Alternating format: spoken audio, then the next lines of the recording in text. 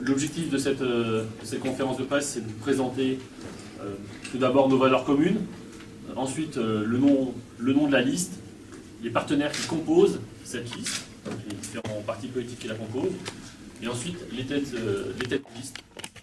Je viens du mouvement associatif. J'ai été président d'une association de promotion du bilinguisme pendant 5 ans.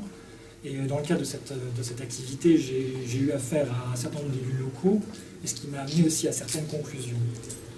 Alors les 3 axes de 57, le Parti des Mosellans, c'est d'une part la défense de problématiques locales. Il y a d'une part le bilinguisme, qui concerne certes une partie seulement de la Moselle, à titre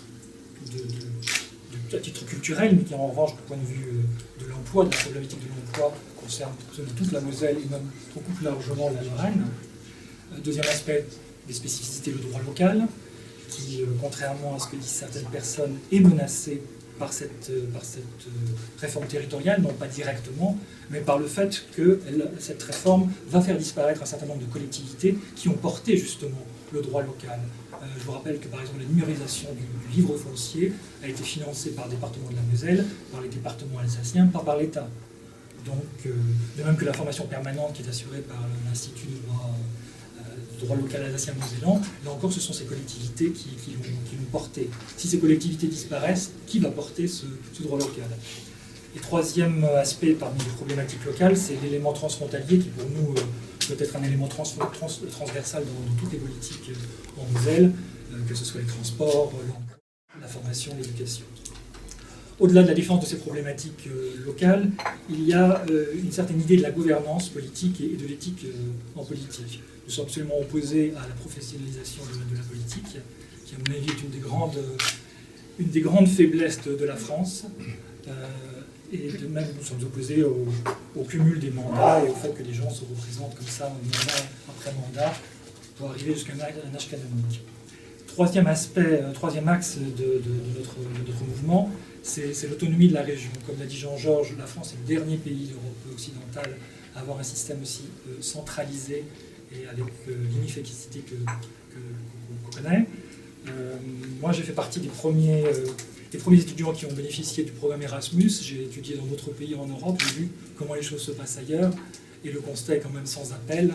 Il y a un problème au niveau de l'organisation administrative de la France, donc nous nous appelons à renforcer les régions, et ce qui veut dire très concrètement à donner aux régions un certain pouvoir réglementaire et à leur donner les ressources financières pour pouvoir mettre en œuvre des politiques dans le cadre de ce pouvoir réglementaire. Alors ça n'est pas du tout justement le contenu de la réforme territoriale. La réforme territoriale, elle était souhaitable, mais sous cet aspect-là, c'est-à-dire renforcer les régions. On a dit qu'on allait les mettre à égalité avec les régions des autres pays européens. Il est clair que quand on n'a ni pouvoir ni argent pour mettre en place sa politique, on ne peut pas être à égalité avec les autres régions. Donc globalement, nous partageons le constat que font nos autres partenaires, que ce soit quant à la forme qu'a pris la réforme territoriale, c'est-à-dire l'absence de consultation des populations et des collectivités, et le fond. Et nous sommes absolument convaincus que cette réforme territoriale, si elle est mise en œuvre, va aboutir à une marginalisation de territoires lorrains qui sont situés en dehors du sillon lorrain. En fait, cette réforme territoriale, et notamment avec la création des métropoles, renforce les zones urbaines au détriment des zones rurales, et beaucoup de territoires vont rester en dehors des bénéfices d'une réforme.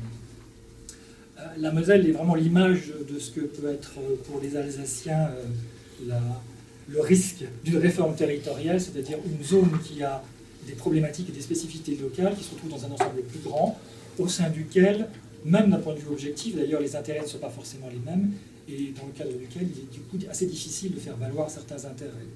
Quand on ajoute à cette configuration organisationnelle le fait que les gens qui se proposent maintenant de mener cette grande région, ce sont les mêmes, c'est-à-dire M. Masseret, par exemple, président de la région Lorraine, M. Weiten, président du département.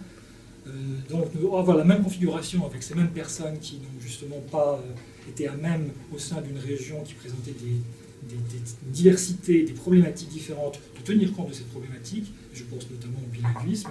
Ce n'est certainement pas eux qui vont, au sein de la région Alca, porter ces politiques. Donc nous ne pouvons pas avoir confiance et nous comprenons du coup la position de nos amis alsaciens dans leur doute quant à la possibilité pour une région comme ça, qui fera 2 fois la taille de la Belgique, de prendre en compte des problématiques locales.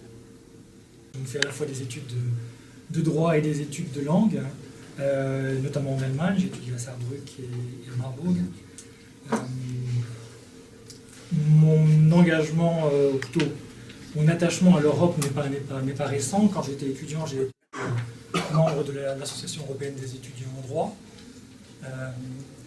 Donc j'ai beaucoup voyagé dans le cadre de ces activités et j'ai eu l'occasion de discuter beaucoup avec des jeunes d'autres pays, et ce qui m'a aussi ouvert les yeux sur un certain nombre de dysfonctionnements en France. D'ailleurs, le simple fait qu'en tant qu'association, nous n'étions pas très bien vus au sein de l'université, où on nous disait « vous feriez mieux de vous concentrer sur votre travail », là où nos homologues européens avaient les louanges de l'administration de l'université qui les encourageait dans ce genre d'activité dans les contacts européens. C'était déjà assez révélateur. Après, au-delà de ces activités étudiantes, j'ai également été actif dans le milieu associatif au niveau de la défense du bilinguisme. J'ai été cofondateur en 2008 de l'association Culture et Bilinguisme de Lorraine, dont j'étais président pendant 5 ans. Au cours de ces 5 ans, on a essayé de faire avancer un certain nombre de dossiers liés au bilinguisme. Alors bilinguisme à la fois en tant qu'élément de l'identité régionale, parce que j'estime rien que cet élément-là est tout à fait valable pour le défendre, mais en plus on a la chance d'avoir une langue régionale dont l'expression écrite est aussi une grande langue européenne et qui permet d'avoir des atouts sur le marché de l'emploi. Et je ne comprends absolument pas la position de nos élus par rapport à ça, de ne pas mettre en avant cet atout.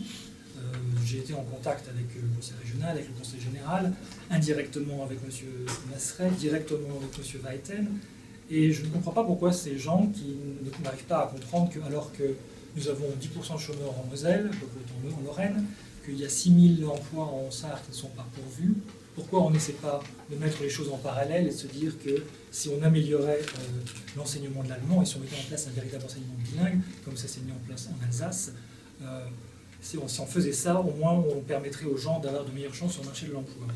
Et pour des raisons qui semblent être des raisons idéologiques, que ce soit M. Masseret ou M. Weiten, ne veulent pas s'orienter dans cette voie-là. Et c'est pourquoi, en dépit des appels de notre association, d'autres associations, ni l'un ni l'autre n'ont voulu prendre l'initiative de signer une convention État, région, département, comme celles qui ont été signées en Alsace, pour développer l'enseignement bilingue, moyennant quoi, en Moselle, vous avez des dispositifs d'enseignement approfondi de l'allemand qui ne sont pas très performants, puisque c'est 3 heures, 6 heures, 9 heures, 12 heures uniquement à Sarreguemines.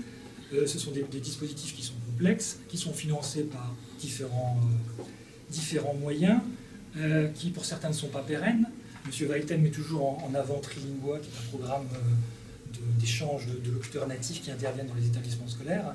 Il se trouve que Trilingua a été largement financé par le programme Interreg, que ce programme s'arrête cette année, et que la conséquence de cela, c'est que ce sont les collectivités locales qui vont devoir mettre la main à la poche, encore plus que c'est le cas actuellement, alors que nous suggérions à M. Weiten de s'orienter justement sur les classes bilingues publiques, qui elles sont organisées dans le cadre normal de l'éducation nationale, et où on part du principe que des matières peuvent très bien être enseignées dans une autre langue, en l'occurrence l'allemand, et qu'il ne s'agit pas de rajouter des heures, mais de prendre le volume normal de l'enseignement et d'enseigner une partie en français, une partie en allemand. Au lieu de cela, M. Weiten, donc, on est toujours sur Trilingua, et il faut savoir que Trilingua, c'est largement les communes qui les financent, donc il doit y avoir une dizaine de communes qui participent à ce programme, et pour une petite commune, il y en a par exemple la commune de Apac, qui n'a même pas 1000 habitants, qui doit mettre quelque chose comme 30 000 ou 40 000 euros par an sur son budget, c'est absolument énorme, pour que ces enfants aient la chance d'avoir un petit peu plus d'allemand que ce qu'ils ont dans leur cadre normal, c'est totalement aberrant. Et donc ce dispositif, s'il a le mérite d'exister, n'est pas le seul, et il pourrait être remplacé par quelque chose de plus efficace. Donc voilà, partant du principe que les gens ont visiblement des problèmes idéologiques par rapport à certaines problématiques qui touchent, j'insiste là-dessus, à l'emploi, qui est quand même une problématique absolument importante dans notre région. Là, je me suis dit, puisque ces gens-là ne veulent pas aller dans cette direction-là, il fallait essayer de prendre leur place. Moi, j'ai pas de vocation à faire de la politique, je me suis toujours intéressé à la politique, mais en tant qu'acteur, et j'ai participé à des campagnes en tant que simple militant pour les distribuer des tracts. Ça ne m'intéressait pas plus que ça d'être candidat, mais quand je constate que que les gens qui se présentent encore et toujours ne veulent pas écouter les citoyens et sont dans une logique de carriérisme politique. Je me dis qu'il est temps d'essayer de changer ce système. Et je pense que c'est à peu près la logique aussi de tous nos partenaires que de vouloir changer ce système-là. Tout en compte, le citoyen, la personne, avec l'histoire, avec son passé, ses traditions, ce qu'elle vit au quotidien. On a l'impression que ça n'a aucune importance. Les gens nous avancent des arguments politiques, des arguments économiques que nous entendons et nous en rendons compte. Mais il y a aussi l'humain. Au centre de n'importe quelle réforme, il y a le citoyen. Et là, le citoyen, dans cette réforme, il n'a pas du tout été entendu. Donc, nous avons fait l'expérience en tant que territoire qui a des spécificités qui se trouvent au sein d'un territoire plus vaste, qui ne partage pas ces spécificités, d'avoir déjà du mal à se faire entendre. La Moselle a déjà du mal à se faire entendre au sein de la Lorraine. Donc nous comprenons tout à fait que les Alsaciens aient peur de se retrouver dans la même situation. Si les collectivités qui portent en Alsace les spécificités alsaciennes n'existent plus, personne ne sera là pour le défendre. C'est ce qui s'est passé en Moselle. Nous partageons les institutions avec la Lorraine, et on nous dit toujours, mais vous êtes une minorité, donc voilà, le principe majoritaire domine. Et c'est exactement ce qui va arriver aussi avec l'Alsace. Donc nous pensons qu'il est important de tenir compte également des spécificités d'une région. C'est la même chose pour l'Europe. On ne fera pas l'Europe en faisant abstraction de ce que sont les différents pays, ce que sont les différentes régions. Mais là, c'est la même chose. Si on veut faire une réforme totalement technocratique, ce sera un échec total, parce que les citoyens vont se condamner. On constate que nous sommes la seule liste à porter clairement le non à la cale et avec des arguments clairs, avec un projet alternatif pour nos régions.